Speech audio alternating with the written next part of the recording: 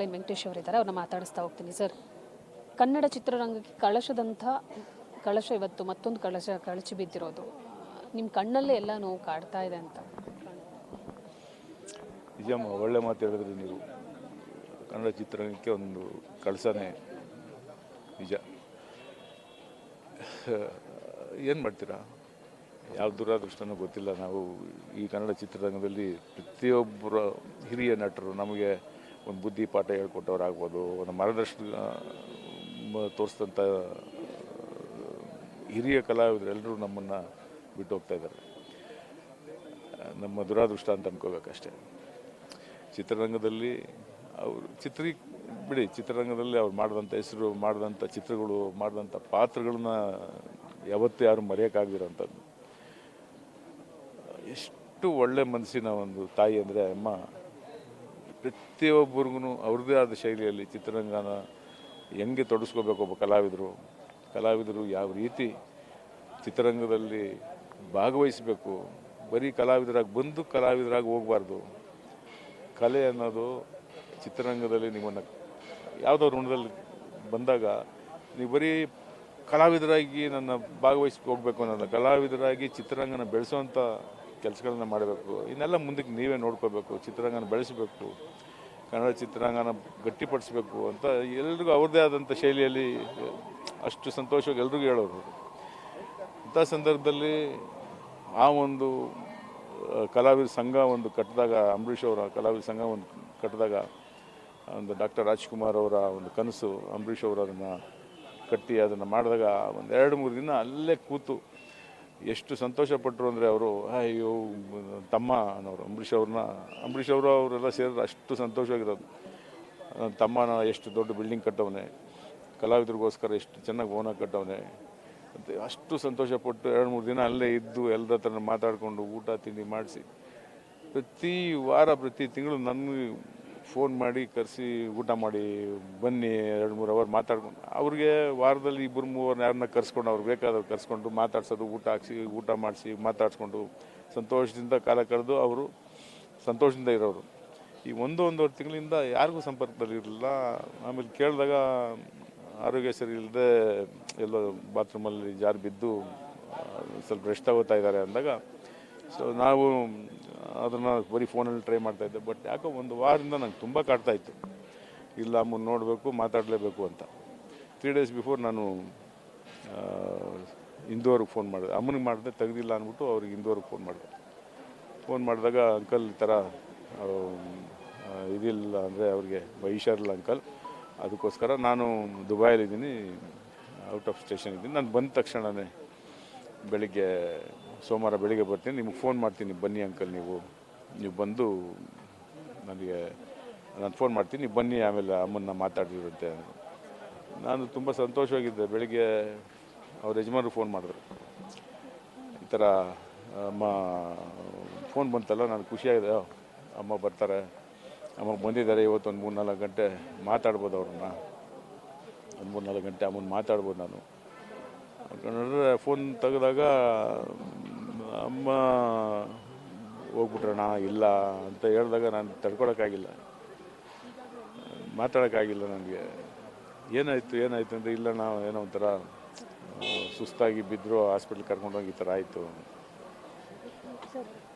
ನಿಮ್ಮ ಕಣ್ಣಲ್ಲಿ ಏನೋ ನೋವು ಜಾಸ್ತಿನೇ ಕಾಡ್ತಾ ಇದೆ ಅಂದರೆ, ನಂಟು ಅಷ್ಟು ಹತ್ತಿರ ಇದ್ದಾಗಲೇ ಅಂತ ನೋವು ಜಾಸ್ತಿ ಆಗುತ್ತೆ. ನಾವು ಏನಾಗುತ್ತೆ, ಒಂದು ಸ್ಥಾನಮಾನ ಒಬ್ಬರು ನಮಗೆ ಕೊಟ್ಟಾಗ, ಇಲ್ಲ ನಾವು ಅವ್ರನ್ನ ಮನಸ್ಸು ತುಂಬ ಹಚ್ಕೊಂಡಾಗ, ಅದು ನಮ್ಮ ಜೊತೆಲಿ ಹುಟ್ಟಿದವರು, ಇಲ್ಲಾಂದರೆ ನನಗೆ ಪಾರ್ವತಮ್ಮ ರಾಜ್ಕುಮಾರ್ ಅವರು ತಾಯಿ ಸ್ಥಾನ ಕೊಟ್ಟಿದ್ದರು. ಅವ್ರು ಹೋದ್ಮೇಲೆ ನನಗೆ ಇವರೇ ತಾಯಿ ಅಂತ ನಾನು ತುಂಬ ಹಚ್ಕೊಂಡಿದ್ದೆ. ಬಟ್ ಇವತ್ತು ಫೋನ್ ಬಂದಾಗ ಇವಾಗಲೂ ನನಗೆ ಆಸೆ, ನನಗೆ ಗೊತ್ತಿಲ್ಲ, ಒಂಥರ ಏನು ಮಾತಾಡ್ಬೇಕು ಗೊತ್ತಾಗ್ತಾಯಿಲ್ಲ ನನಗೆ. ಒಳ್ಳೆ ಸಮಯ ಸಂದರ್ಭ ಅಮ್ಮನ ಜೊತೆ ಕಳಿಬೇಕು ಅಂತ ನಾನು ಕನ್ಸ್ಕೊಂಡವನು. ಅವ್ರನ್ನ ನೋಡೋಕ್ಕೆ ಈ ಥರ ನೋಡ್ಬೇಕಾಗಿಸ್ಬಿಟ್ಟು ನನಗೆ. ಅಭಿನಯ ಸರಸ್ವತಿ ಮಾತ್ರ ಅಲ್ಲ, ಪ್ರಶಸ್ತಿಗಳ ಒಂದು ಸರಮಾಲೆನೇ ಸಿಕ್ಕಿರುವಂಥ ಒಬ್ಬ ನಟಿಯರಿಗೆ ಅಷ್ಟು ಈಸಿಯಾಗಿ ಸಿಗಲ್ಲ. ಅಂಥದ್ರಲ್ಲಿ ಫೀಮೇಲು ಒಬ್ಬರಿಗೆ ಸಿಕ್ಕಿದೆ ಅಂದರೆ ಸಾಧಿಸಿ ತೋರಿಸಿದ್ದಾರೆ. ಅವ್ರ ಸಾಧನೆ ನಮ್ಮ ಕಮ್ಮಿನ, ಎಂತೆಂಥ ಪಾತ್ರ ಮಾಡಿದ್ದಾರೆ. 100% ಅವರಿಗೆ ಆ ಒಂದು ಅವಾರ್ಡ್ಗಳು ಬಂದಿರೋದು ಊರು ನಿಜವಾಗ್ಲೂ ಒಂದೊಂದು ಕಳಸ, ನೀವು ಹೇಳಿದ್ರಲ್ಲ ಕಳಸ ಅಂತ, ಆ ಕಳಸಕ್ಕೆ ಒಂದೊಂದು ಮುತ್ತಿದ್ದಂಗಮ್ಮ. ಸರ್, ಇವಾಗ ಅವರು ರೂಢಿಸ್ಕೊಂಡಂಥ ಶಿಸ್ತು ಆಗಿರ್ಬೋದು, ಆರೋಗ್ಯವನ್ನು ನೋಡಿಕೊಂಡಂಥ ರೀತಿ ಆಗಿರ್ಬೋದು, ಎಲ್ಲರೂ ಹೇಳ್ತಾ ಇದ್ರು ತುಂಬ ಶಿಸ್ತುವಂತೆ. ಸ್ವಲ್ಪ ಅರ್ಧ ಗಂಟೆ ಲೇಟ್ ಆಗಿರೋದಕ್ಕೆ ನಟ ಸಾರ್ವಭೌಮನ ಕ್ಷಮೆ ಕೇಳಿದ್ರು ಅಂತ. ಈಗಿನ ನಟಿಯರಿಗೆ ನಟಿಯರಿಗಿಲ್ಲ, ಬಟ್ ಆವಾಗದಿಂದ ಬಂದಂಥ ಒಂದು ಶಿಸ್ತು.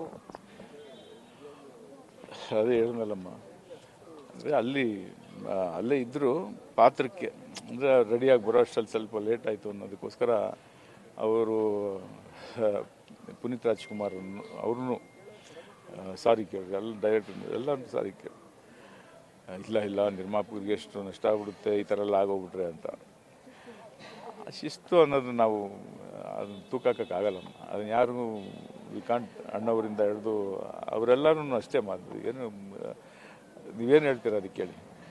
ಕಣ್ಣಿಗೆ ಕಾಣುವ ದೇವರು ಅಂದರೆ ಆ ಸಾಂಗ್ ನೆನೆಸಿದಾಗ ಅದೇನೋ ಇವತ್ತಿಗೂ ಖುಷಿ ಕೊಡುತ್ತೆ. ಸೊ ಆ ಹಾಡಿನ ಬಗ್ಗೆ ಹಾಡೇ ಅಲ್ಲಮ್ಮ, ಇವತ್ತಿಗೂ ನನಗೆ ಇವಾಗ ನೀವು ನಂಬಲ್ಲ, ನನಗೆ ಅಂದರೆ ಒಂಥರ ಮನಸ್ಸಲ್ಲಿ ನಾಳೆ ಮಣ್ಣಲ್ಲಿ ಇವತ್ತು ಹೋಗಿ ನಾನು ಎಲ್ಲ ಪಾತ್ರಗಳು ನೋಡ್ಕೊಂಡು ಕೂತ್ಕೋಬೇಕು ಅನಿಸ್ತು ನನಗೆ.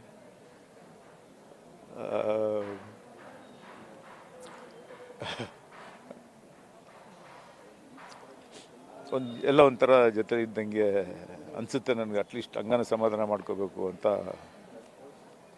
ಯಾವ ಸಿನಿಮಾ ಇಷ್ಟ ಸರ್? ಸಾಕಷ್ಟು ಸಿನಿಮಾಗಳು ಅಣ್ಣವ್ರ ಜೊತೆ ಮಾಡಿದಂಥ ಸಿನಿಮಾಗಳಾಗಿರ್ಬೋದು, ಪಾತ್ರಗಳನ್ನು ನಿಭಾಯಿಸಿದ ರೀತಿ, ಇವತ್ತಿಗೂ ಈ ಸಿನಿಮಾ ನಂಗೆ ಖುಷಿ ಕೊಡುತ್ತೆ ಅಂದರೆ ಯಾವ್ದು ಕೊಡಲ್ಲಮ್ಮ, ಎಲ್ಲ ಕೊಡುತ್ತೆ. ಭಾಗ್ಯವಂತರು, ಕಿತ್ತೂರು ರಾಣಿ ಚೆನ್ನಮ್ಮ, ಯಾವ ಚಿತ್ರ ಬೇಕಮ್ಮ. ಅವರು ಯಾವುದೋ ತಮಿಳ್ ಚಿತ್ರ ತಗೊಳ್ಳಿ ನೀವು, ಎನಿ ಲ್ಯಾಂಗ್ವೇಜ್, ಎನಿ ಕ್ಯಾರೆಕ್ಟರ್, ಅವ್ರು ಮಾಡ್ತಾ ಇದ್ದಿದ್ದು ಪಾತ್ರನ ಬರೀ ಪಾತ್ರವಾಗಿರ್ತಾ ಇರಲಿಲ್ಲ. ನಮ್ಗೆ ಅವರ ಸ್ಕ್ರೀನ್ ಮೇಲೆ ಆ ನಟನೆ ನೋಡ್ತಾರೆ, ರಿಯಾಲಿಟಿ ಕಣ್ಣಲ್ಲಿ ಅಲ್ಲೇ ನೀರು ಬರೋದು ನಮಗೆ. ಭಾಗ್ಯವಂತರು ನನಗೆ ಯಾವುದಕ್ಕೂ ಮೊನ್ನೆ ನನಗೆ ಗೊತ್ತಿಲ್ಲ, ಸಿಗಲಿಲ್ಲ, ಮಾತಾಡ್ತಾ ಭಾಗ್ಯವಂತರು ನನಗೆ ಯಾರೋ ಕಳಿಸಿದ್ರು, ನೋಡ್ತಾ ಇದ್ದೆ ಅಣ್ಣವ್ರದ್ದು ಸೀನು. ಎಷ್ಟು ಒಂದು ಡೈಲಾಗ್ಗಳು ಆಗ್ಬೋದು, ಆ ನಟನೆ ಆಗ್ಬೋದು, ಮನಸ್ಸೊಳಗೆ ನಾಟುತ್ತದೆ, ಗೊತ್ತಿಲ್ಲದೆ ಕಣ್ಣಲ್ಲಿ ನೀರು ಬಂದ್ಬಿಡುತ್ತೆ.